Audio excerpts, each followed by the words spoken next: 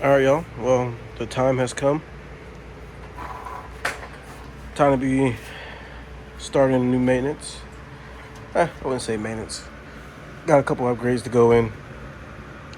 So we're gonna start. I'm gonna disconnect the battery. Probably won't be connected for a little bit. I'm gonna take off the ignition coils, intake. Everything up top is coming off pretty much besides the heads. Go all the way down to the valve covers. Take out the valve covers. We're gonna be doing. I got some 660 springs. I got new trunnions to go onto the rockers. That way, sorry, I keep saying I got new rockers. I got new trunnions, trunnion bearings for the rockers to get rid of those needle bearings. Got a little thunder going on. Yeah. What else did I get? I guess you'll see what's coming. Let's get started. I'm gonna start disassembling everything, and it's time to go. All right, so the battery's now disconnected. I'm gonna go ahead and throw like a towel or like a microfiber towel, in there. If anybody knows what happens when you close the trunk and the battery's dead, and you don't have your key or something. I locked my key in my trunk by accident one time. It wasn't fun. So, do this. All right, get this.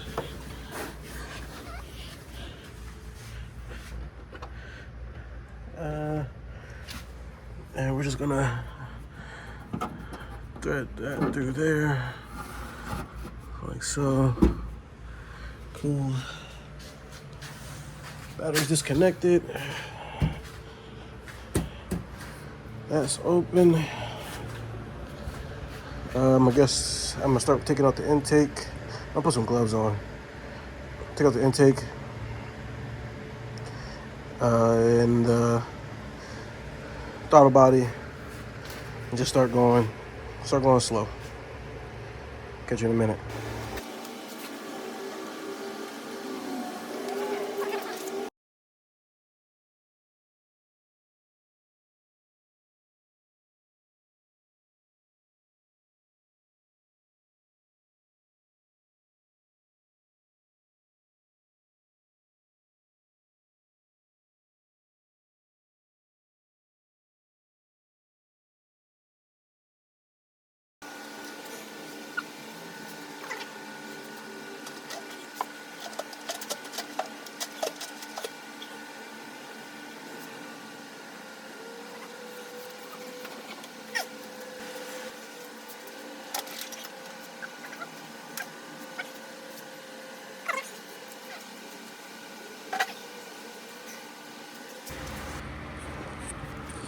All right,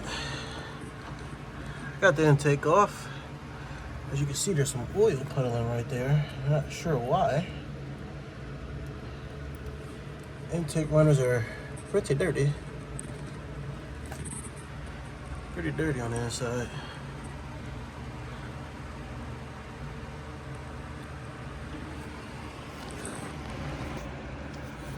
Trying to figure out why there might be oil. There's puddle down in here, but this just notices stuck in there. And that would do it for make a place for oil to come out of. Good thing the valve covers are coming off anyway. That was my mistake from, I guess, when I did the cam. So that's cool. I'll just fix that and we'll be good to go. No more oil leaks real top. Excuse me. But I'm gonna get the valve covers off now and start tear down on that.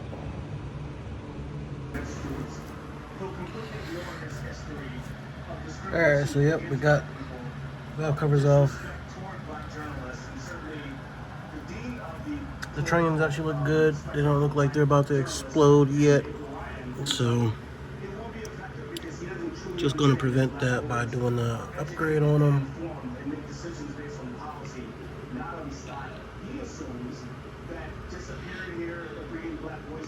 Huh. I can't really tell what those look like, but those guys are needles. Anyway, so that side looks good, driver's side.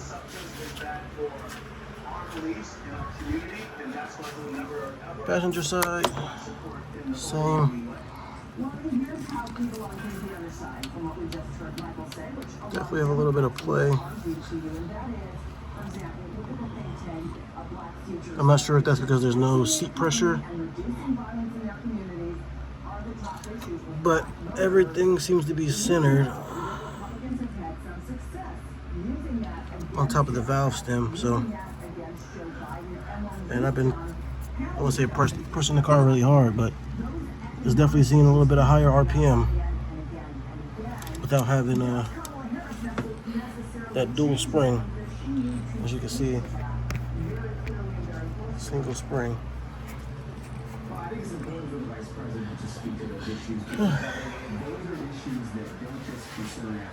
So I guess we'll get the rockers off. We'll get the rockers off. I gotta rewatch a video on how to do the springs. I have all the tools. And I have the air compressor, so I don't have to take off the heads. So I make sure I don't drop a valve into the cylinder. Have the spark plug socket tool. You push compressed air into it, and it prevents the valve from dropping, I guess. So I'll look up how that works. Take all this stuff off, and we'll get to upgrading that. All right, y'all. After many hours, I got one cylinder done. All right, so I'm gonna call it a night. I'm gonna get back to it some other time. I finally figured out how the tool worked.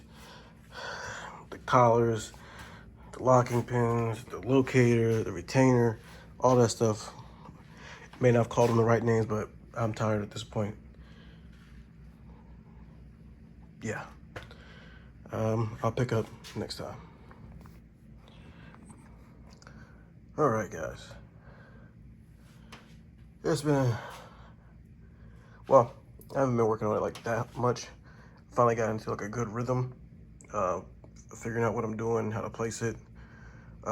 So right now I have the whole driver's side done. This one is done. You can take it off, but it's late, and I have all day tomorrow. I'm gonna get passenger side done, the rockers done. I might make that a second video, but this is gonna be, this might be the valve spring video. Tomorrow I'll show you how I've done it with this excuse me, with this line going into the cylinder, keeping pressure on the valves, keeping them up so they don't drop. Almost had a scare where one of them dropped into this one, actually dropped down but was still in the collar. So I took the dipstick right there, took the dipstick, put it into the spark plug socket hole, and started turning the engine over, making sure to figure out which way the piston was moving. If it was moving down, I was spinning it the other way, and ended up bringing up the valve just enough. I got very lucky, otherwise I'd have to take off the head and I'd been devastated. But yep, got that back up, got it installed. It's not really a hard job, it's very tedious getting these little retainer pins, retainer clips in. It's been a little bit tricky having to move the spring back and forth, but it's very doable with a flathead and a pick, 13 mil and just going slow. So I'll check back in with y'all.